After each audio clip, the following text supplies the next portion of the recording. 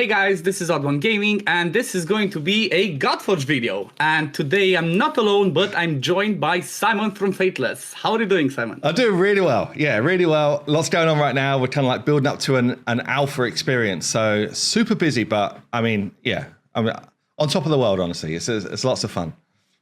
Yeah, we're actually, 2 weeks away, right? 13 days to be exact from the first alpha wave, so we can actually get our hands on the first proper gameplay that, not just what has been shown in the background, but what we can actually play. Now, before I jump into a little bit more of this, I want to mention for people that, have been watching me maybe for Raid, maybe they're watching me for King Arthur, because I've been trying different avenues while I'm waiting for Godforge. Yeah. But pretty much actually, you know what? Can you just give us a quick breakdown in history of Fateless and Godforge, like how this was started? Because it's one of the best stories. Yeah, cool. Yeah. So I guess, I was able to do YouTube for a long time, about the last 5 years, covering Raid Shadow Legends. And myself and Dan, or Fiction, we built up HH Gaming as a kind of like brand that covered this style of game.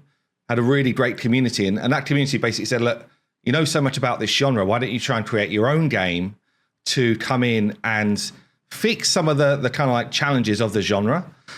So we kind of set about setting up Fateless about just over 2 years ago, and was able to go out and get investment for building this game. And investors actually came as big angel investors, which basically means that they came in and bought equity in the company for Fateless. So it's quite a novel way to raise investment actually nowadays, to get big angel investors from a community to come in and be able to buy equity in the company and really like help us set a direction of what we're going to do. So yeah, we kind of set out a brief.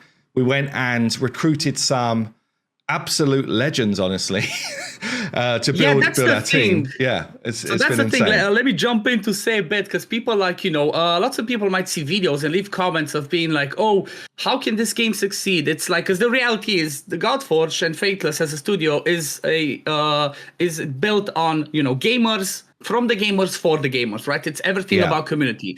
So lots of people think, oh my God, this is just, how can gamers make a good game? Because at the end, there has to be a good business, has to make money as well. Game's gonna fail because it's only, it's just gamers doing it. It cannot be that good. Well, the reality is, you have ex-Riot people working and some crazy stuff like that, right? We've got, Chief Marketing Officer's actually ex-Riot, did a lot of the cinematic work for League of Legends and for Valorant, and is an absolute a legend in himself. He one of the guys who worked on our cinematics literally got an Emmy for work that he did with League of Legends, and the one of the League of Legends like league starters, the worlds where this kind of like dragon flew in almost basically live if you're watching it on a recording type thing. So super cool team. We've got guys that used to work with EA, literally people that have worked on some of my favorite ever games like EverQuest, Star Wars Galaxies, Turok.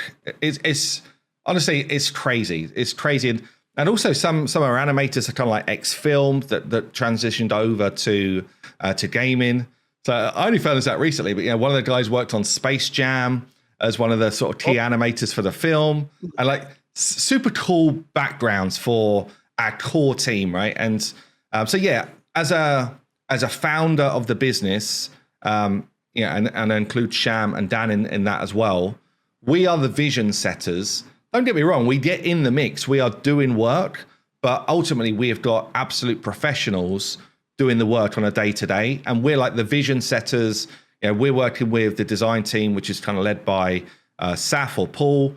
And we're making sure that the game modes feel good. We're making sure that all of the different kind of quality of life things we want in the game for this type of genre are in the game. So yeah, all of that is kind of like working through. It's a lot of work. There's way more to it than I would ever give it credit for. Honestly, building a game with this sort of scope, most studios they'll be like, for your first game, let's just build quite a simple game that might take a few months to build. Get our feet wet, and then maybe go for something bigger. But we've just gone straight in for a massive game. And it really is. You know what? go hard or go home. And at the end of the day, just to like, kind of like wrap up what we presented. So people need to understand that, yes, you have some absolute legends working on your team to get this game to be as good as possible. So from that point of view, you're set. But then at the same time, people need to, if people are going to think about the fact of like, oh, is this game going to be pay to win? It's like, obviously, there's going to be some things that have to be, monetized because you have to pay those people, those legends. But the ones that still carry the vision and the ones that still carry kind of like, let's say, the roadmap, everything about this game is still going to be the founders, right? Which at core is you, Sham, and Dan. That I personally have massive trust in, and I'm sure it's going to be a massive, it's going to be a massive hit. I'm personally looking forward to it. As you can see, I'm representing Stanwood Virai, of course. I obviously have also my Godforge mug. Everything's ready. Love that. But what I wanted to talk about today, because you had an amazing video with Scratch going over the game, the alpha and stuff. I'm gonna pin that in the description as well, so people can go check it out. At the same time, I'm also gonna have links to the Fateless Discord, to the website, to all that. But I want to touch more on the feedback side of things, right? Because we're gonna have the alpha waves, which I'm gonna have on the screen showing right now. There's gonna be like 3 alpha waves. One wave is going to be wave 1 with like around 5,000 people, right? Yeah. Then there's going to be 10 days of off for fixing bugs and whatnot. And then the second one is going to be another 10 days, which is going to have, I think, was it 20,000? Yeah. So the idea is, 5,000, around 20,000, and then basically a final wave, which is actually a competition wave, which will be open the doors to anyone who has signed up for any of our kind of like alpha or beta experiences. So anyone basically that is in the mix, and that's still possible to do to get into that third wave. Actually, still could go to fateless.gg and be involved. I was going to ask that, so people can still sign up to get access to the competition wave. Yes, yeah. So okay, awesome. I mean, I don't know. You probably got maybe a week or two to be able to do that before we have to close that one off as well, just in terms of capacity and stuff. But yeah, we've got a competition wave. So, what we've done for this alpha experience is we've only opened up one of our kind of like gameplay streams, and that's this caverns. So the caverns of chaos are going to have 150 levels. So if you've played any of this style of genre, then you might have encountered a tower or something like this. But what we've done is we've tried to get the core loop of gameplay all into the caverns. And what that means is we're basically allowing people to kind of like do all of their farming work in the caverns. And there's a couple of reasons. So firstly, we didn't have all of the assets ready for all of our dungeons and stuff like that. And we wanted to find out some feedback around, where's the fun? Where are people finding it not that fun or not that engaging? So we can do those kind of fixes before we get to a beta. And with the caverns, you can literally go like, okay, I want to farm experience. Okay, well, you want to farm stage 6 for experience. If I want gold and maybe some weapons, I would have to farm stage 8. If I want to farm heroes, then I'll need to farm a boss stage and so on. So basically, we've got these different like anchor points that you can go back to and farm if you're struggling to get further in the caverns, kind of like a core loop of this style of game. So you might, in a raid or a Dragonair or wherever it is, you might say, well, I want to level my guys up, so I'm going to go to the experience dungeon, or I want to farm more gear, so I'm going to go to a gear dungeon. Like, we're doing that, but within the caverns. Yeah, when I first saw the video of you guys doing this, I thought that was a genius idea, because like you said, you pretty much englobe everything into one piece of content, but it's easy for you to keep track. Because like you said, let's say, for example, let's put it in raid terms, right? Because lots of people from raid are going to try to play this. Let's say you're like, oh, I need to farm more XP. Let me go back to campaign. In the caverns is going to be stage 3. But when the game's out, that might be a stage of campaign. Oh, I need to get more gear. Let me go back to stage 6 of the caverns. That might be a specific gear dungeon. You will pretty much be able to see how the progress of an account works, how it looks, and see where do people stuck and where do they start pushing to other specific areas of the game. And it's just easy to be like, okay, let's develop more on the campaign. Let's give more on the dungeon. And this pretty much transitions perfectly into the main reason that I really wanted to grab you on a collab, and that's to talk about feedback. right? Really want to really want to tell people to do their best to give as much feedback, because the reality is, again, we said game developed by the gamers for the gamers. So my goal is to try and help this game be as good as it possibly can be. So I want to tell to my communities, just people that make it into alpha ways, just give feedback. The game's not done, right? Yeah, the game is still in progress. We're still building on it, right? I mean, I'm not like, I say we because I'm excited. I'm like, yeah, Godforge. But you guys are still building on it. So the best thing that we can do to make this game be as good as possible is to focus and start giving as much feedback, if we go through the gameplay, as we possibly can. I'm gonna tell people also, I'm gonna be streaming every single day when I have access. If people see stuff, just let me know about it, or if you can walk us through, like, I don't know, the best ways to give feedback, how to do it. So we will, for anyone who's involved, we will basically, as part of their kind of like invite email to the waves, we'll be inviting them into a specific Discord which has got a feedback bot. So you'll be able to do bug reporting. You'll be able to do just general feedback for a number of different areas of the game. And really what we want is both of those things. So we want for people to tell us what they feel is really strong and fun. We also want for people to say, let's take camera. Camera would be a great example, right? Because I know it's one of those things where we've had a lot of people saying, I like a particular view, or can you do something different? So we've got 3 different cameras in the game right now. We've got this kind of like cinematic view, which is our kind of like standard camera. We've got this kind of like more isometric view, which again, if people played Raid, this is kind of more a similar view to that. And then we've got this kind of like top-down view, which is a bit more like King Arthur, I guess. So we've almost got one which is more similar to Etheria, one which is more similar to Raid, one's more similar to King Arthur, but we've got our own kind of like style for each of them, and we'd love to know which one feels best to play on for you, and we'd love to know if there's one that you particularly like, but there's something you don't like about it. We'd love to know that. If one just doesn't feel like it works for you at all, we'd love to know that as well. Like there's a whole bunch of kind of like general feedback that we can get from just this, and that's one element. So it might also be, again, not all of this is like fully polished, but it's like, do you like this type of almost old school RPG feel to our environments? We've gone. I know I do. Okay, cool. Well, and I do, and this is the thing where it's quite fun. So far, we're doing a friends and family wave right now, and so it's the first time we've let really anyone outside of the company in to try the game. And we're having really great debates about some of these things. It's like, well, how do you normally play the game? Are you always on 2 times speed? Are you always playing on auto? In which case, this kind of cinematic view, it might feel a bit too much, right, for you. So if that's what you're doing, then you might decide to switch into the isometric view, for example, and sort of play on auto in that style. But those type of debates are what's really interesting to us, to really try and change things up and try and get improvements. Yeah, so in this new Discord channel where people will have, like you said, there's going to be a bot where they can introduce the bugs. Is there going to be some channels that people can actively talk, like you said, to have those debates as well? Yeah, so there'll be like just a general chat section in there as well. And bear in mind, we're going, at the moment, we've got 100 of people in there, and it's already, it's a pretty active chat.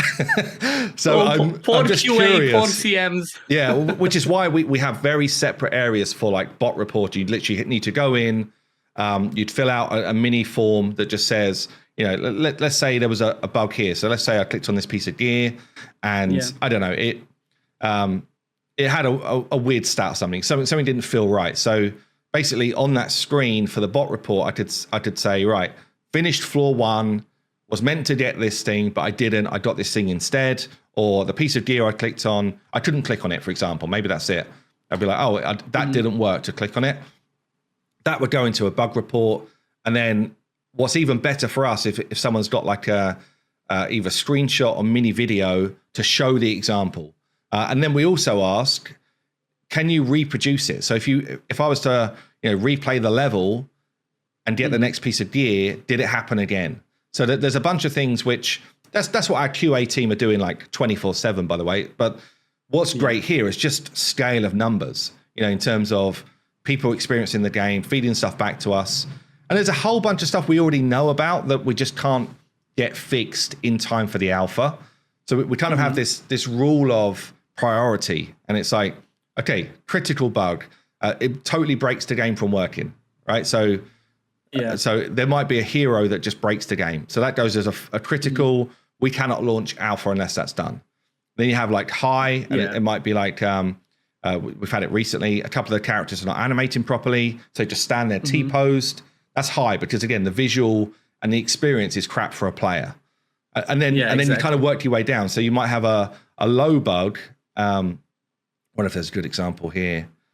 Might have a low bug where someone's cloth, I think actually one of these guys, not this one, maybe this one. Yeah. So low bug for us is something like this. We will fix it before we launch the game, but right now this is not stopping any sort of gameplay.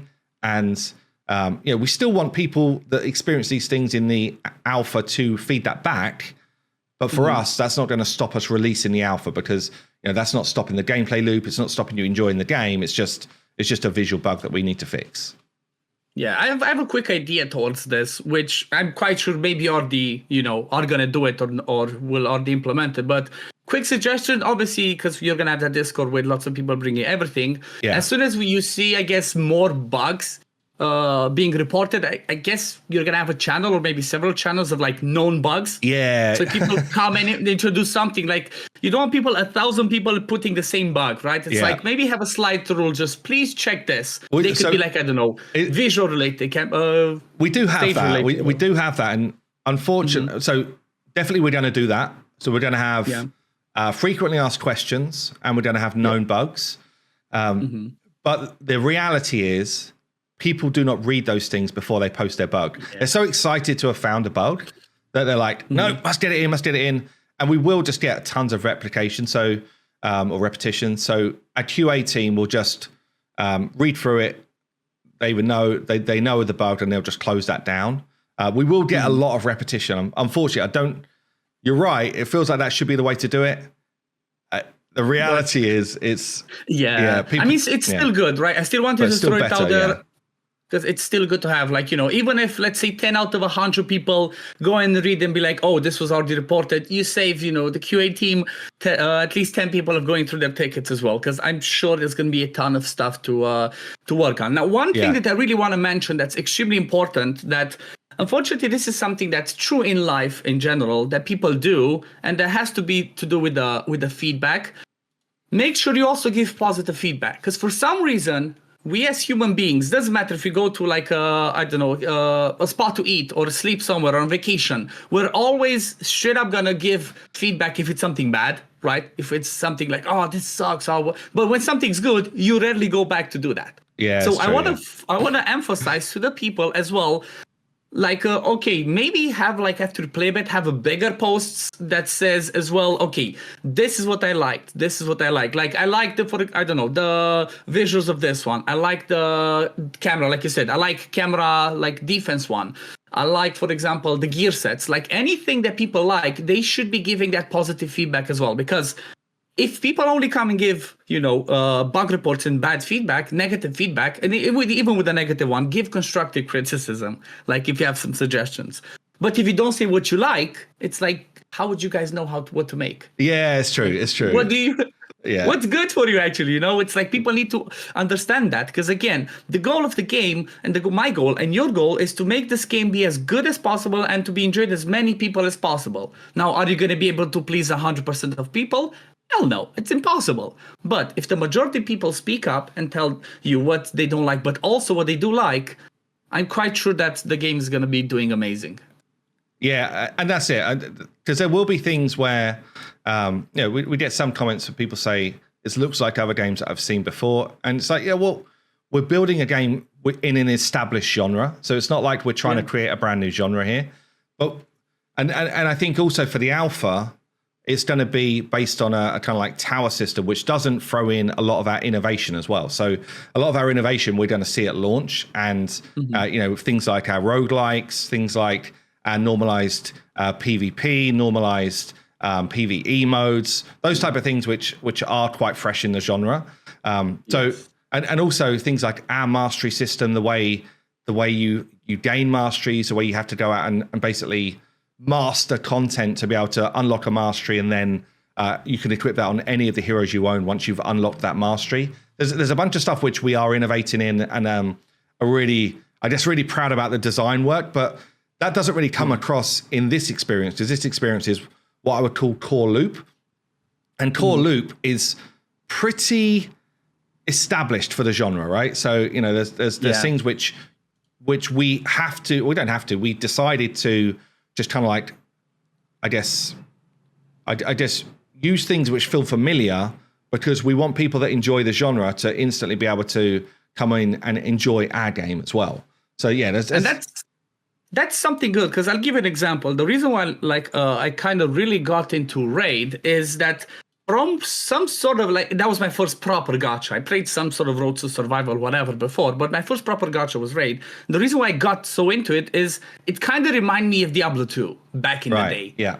Like getting the gear, seeing the people move. It's obviously completely different of how they move, but it reminded me to that. And that's the reality. Like if people say, oh, it's similar to this. I mean, yes, because at the end of the day, people love that nostalgia. People want to have that relatability. And I'm personally going to love it because I'm all about gods, legends, mythology, stuff like that, medieval vibes. So yes, some things are going to be similar because, you're not recreating, like you said, you're not recreating a whole genre. It's an established genre that people love, that people play, that has been developed over the years. You're just building on that and trying to make it better and better. Yeah. And, I'm so looking forward to it. Yeah. And there's things as well, when people come into the alpha, we have to appreciate this is not the finished game. You've said it already yourself. Take this gear screen. We've done a good amount of work here. Functionality is in. There's some stuff though which is just not quite right. So if I enhance, I get like a VFX piece of feedback to say that it worked, but this will not be like the final visual for this screen in terms of like the sort of feedback piece. There's things which we know we're going to add in, which are just not in yet. So, you know about that. Like I've seen it, and it's already aware of your stats are not going to keep going left and right. It's those little things that obviously still need to be polished because the game is pretty much, it's like you said, it's not done. So if you guys are watching this and you're going to leave some feedback, oh, this looks like this looks like that. First of all, if you're going to leave criticism, leave a constructive one. Secondly, it's not done, right? Not many games out there do what Godforge and Fateless as a studio do and share the progress and everything with the community. So I'm just going to be blunt with my community. If you guys are going to be a hater for no reason, I'm just going to ban you. I need people to help build this game, to make this game be as good as possible, and I need people that understand that it's not done, right? It's not like boom, the game's out already. No, we're working on it, we're trying to improve it. That's why I wanted to cover the feedback phase, and that's why I really and in fairness, that's what we're doing the alpha for. So we could just still hide away, keep building the features out, get ourselves more towards the end of the final version of the game. We're doing the alpha because we do want feedback. We do want that customer or player feel of, what do they like? What don't they like? What things are we on the right track for? And which things don't really work? Because then obviously, as we push towards launch at the end of the year, we've then got some more kind of eyes on the game, some more areas of feedback that we can start to work on. So we're doing it for a reason. We're doing it because we really want that feedback. We really want people to feel like they can share their thoughts. As you say, just saying, I wish this game was good or this game is trash is not helpful in any way. But if you are saying I don't like this, so a good example, right? I saw some feedback literally yesterday.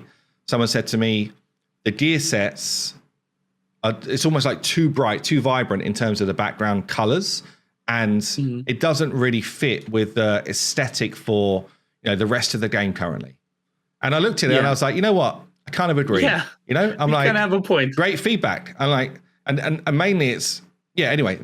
So we were already working on, okay, well, what do we do to try and improve that? Right. So that's a great piece of feedback to me. I've got the specific, I've got why they didn't like it, but also that they felt it didn't fit with our game, aesthetic. So I got all of these different pieces and I'm like, right, great. That's something we can really work with. Whereas if it was just like, oh, the gear looks crap. It's like, that's okay. You're not really giving me anything. You know, why? Yeah.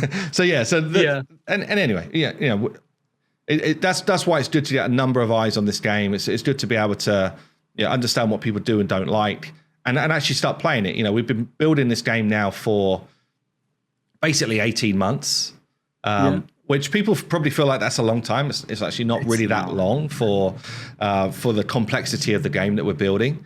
And yeah, it's exciting. It's exciting to get it in front of people. I'm personally like really hyped. Like people maybe have been hearing me talk about it too much. Some people might be annoyed of me talking about too much, but again, I'm personally looking forward to it. And I personally said, because I've been doing stuff here and there, like I'm breaking some world records for a raid in the meantime. I've been playing nice. But as soon as I can get my hands on Godforge, I'm just going to go all in. I already said, when I get my first time, that's my channel. This channel is going to be exclusively Godforge. And obviously, I'm going to be looking forward not just to the alpha, but for the beta and official launch. So I guess just to wrap it up, if all things go well, right, as planned, if you can, get the feedback to the fixture, what's like your forecast of when you'd expect, right? I'm not asking specific dates. What would you expect to beta and like global launch, so my people can get excited for it? So again, a lot depends on how much feedback we get, where we think the game is versus where we want it to be. Let's say the feedback came back, it was just like a lot of polish items, but fundamentally we found the fun, people are enjoying the gameplay, the bosses are fun, all that type of stuff. So if that's all working as we think it should be, we would definitely want to be full launch by the end of the year. And honestly, we probably wouldn't want to launch in December. So I'm saying by the end of the year, but kind of needs to be before December. That's the plan, which means that we need a beta before that. And beta would probably be basically an extension of what we've done with the alpha, but it unlocks a lot of the different game modes as well. So again, for some of the different game modes, are people enjoying our version of PvP? Are people enjoying, the things like the roguelike, those type of things? Have we found the right mechanics for those? And what's interesting about that type of beta experience is it might be that, people enjoy the general gameplay, but the roguelike didn't really land. People didn't find the fun with the roguelike. It doesn't stop us from launching. It just might be that we don't launch with a roguelike, and we launch that as the next feature, like a month after launch, as a live ops piece where we've had more time to iterate on it.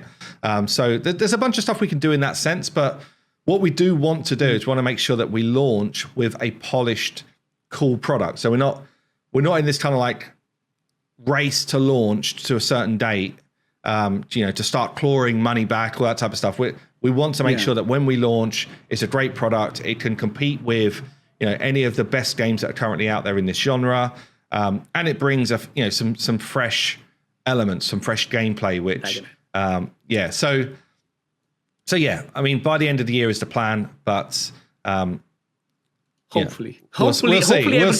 Who knows? Game development is a weird one, man. I went to a game conference literally yesterday, and just about anyone you speak to in this industry assumes you will run late. Like, it's just an assumption that games will never, ever be released at the time you think they will. And I definitely am someone who doesn't like to try and conform to that mold. Like, I'm like, guys, we've got, like, what do we need to do to hit the dates that we want to hit, rather than, let's just push it back. But ultimately, I'm also not going to release a game that's not finished. So I'm personally the same. Like, if I say I'm going to do something by a specific time or whatever, I always I know I invest 100%, 120%, but then at the same time, if I have to deliver something and I cannot get it to 100%, then I'm not going to deliver it. Because you know what? It just kind of reflects everything. And you don't want, as your first game, to just be, and I know this is like, again, you mentioned it, but I want to mention it again. Like, Godforge not just going to come out, boom, let's just throw it out there so it's there for the people have it. No, I know that Godforge will only launched when it's good, it's ready for the public, and people are going to enjoy it. Because first of all, it's the future of the business. Secondly, that's who you are. Like, for people that don't know, I've known you for years, right? You've been to my wedding. Yeah, true. You're the reason that I got to become a content creator, a full-time job and everything, met my wife through it, and I'm living the dream. And I know that you're not just a good businessman, you're not just a good content creator, but you're also a really good professional and really good human being. Like you, I know you always want to do your best. And that's why like people keep asking, why do you have so much faith? It's because I know the people behind them, right? So fingers crossed, everything's going to be going perfect for Godforge. Thank you for joining me on the channel. Is there anything else you want to mention or say on the way out? Just thanks for having me on. It's always good to kind of like share where we're at and share it with different communities as well. So yeah, looking forward to getting people into the alpha and getting some of that feedback on. Yeah, brilliant. Thank you. Yeah, I'm personally looking forward. I'm going to know live for it. But yeah, thank you again for joining me, Simon. Thank you guys for watching. As always, if you do enjoy my content, don't forget to like the video, subscribe to the channel to see when I upload next. And I'm going to see you on the next one. Peace, love, take care, everyone. Bye, guys.